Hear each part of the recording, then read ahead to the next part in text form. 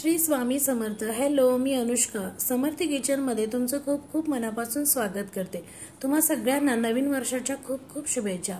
आज आपण मटार पुलाव कसा करायचा ते पाहणार आहोत। कढईमध्ये तेल घ्यायचं। तेल व्यवस्थित गरम झालं की यामध्ये जिरं घालायचं आहे। जिरं चांगलं तडतडलं की यामध्ये लसूणच्या पाकळ्या घालायच्या। तर इथे मी लसूणच्या 8 ते 10 पाकळ्या घेतल्या होत्या आणि त्या बारीक कट करून घेतलेत। व्यवस्थित असं परतून घ्यायचं आहे। आता परतून घेतल्यानंतर यामध्ये 1 बाउल हिरवे मटार घालायचे आहेत। तर थंडीच्या दिवसात बाजारामध्ये हिरवे मटार भरपूर प्रमाणात येतात, तर हे परतून घ्यायचे आहेत। तर हे तेलात परतते वेळी हे उडतात, तर ते भाजण्याची शक्यता असते, त्यामुळे झाकण लावून 2 मिनिटं वाफवून घ्यायचं आहे। तर 1-2 मिनिटं वाफवून घेतल्यानंतर पण पाहूया, तर मटार जे आहेत ते मऊ झालेले आहेत। परत एकदा व्यवस्थित असं परतून घ्यायचं आहे। तर यानंतर आपण यामध्ये चवीपुरतं मीठ घालायचं आहे। तर इथे मी चवीपुरतं मीठ घातलेलं आहे।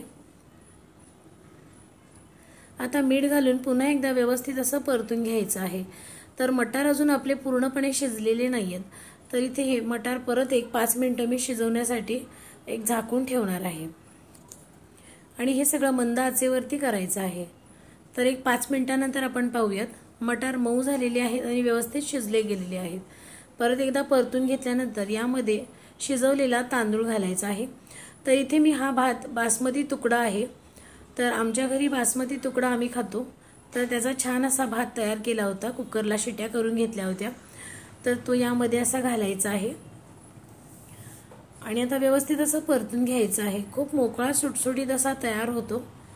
आपल्या चॅनलवरती बरेच दिवस व्हिडिओ येत नव्हते, कारण माझी तब्येत बरी नव्हती आणि माझा घसा बसलेला होता, त्यामुळे मला व्हिडिओ करणं शक्य होत नव्हतं, तर त्याबद्दल क्षमस्व। तर इथे आम्ही भात व्यवस्थित असा परतून घेतलेला आहे। तुम्ही पाहू शकत असाल किती मस्त मोकळा सुटसुटीत तयार झालेला आहे आणि चवीचं म्हणाल तर 1 नंबर लागतो। भात आता व्यवस्थित परतून घेतलेला आहे। आता झाकण लावून 2 ते 3 मिनिटं व्यवस्थित अशी वाफ लावून घ्यायची आहे। तर 2 ते 3 मिनिटांनंतर मस्त असा छान भात तयार झालेला आहे। सगळं एकजीव असं झालेलं आहे आणि मस्त तयार झालेला आहे। आता वरून फक्त कोथिंबीर घालायची आहे। तर इथे मी मस्त बारीक चिरलेली कोथिंबीर घातलेली आहे। पुन्हा एकदा व्यवस्थित असं परतून घ्यायचं आहे। हा मस्त असा मटार पुलाव खाण्यासाठी तयार झालेला आहे। तर ही माझ्या आईची रेसिपी आहे। जेव्हा आम्ही आईकडे जातो तर त्यावेळेला आई हमखास हा पुलाव तयार करते, कारण आम्हाला सगळ्यांना हा पुलाव खूप आवडतो।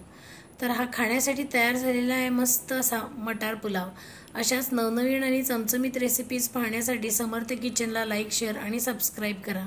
पुन्हा भेटू एका नवीन रेसिपीसह। तोपर्यंत मस्त खा आणि आनंदी राहा। धन्यवाद।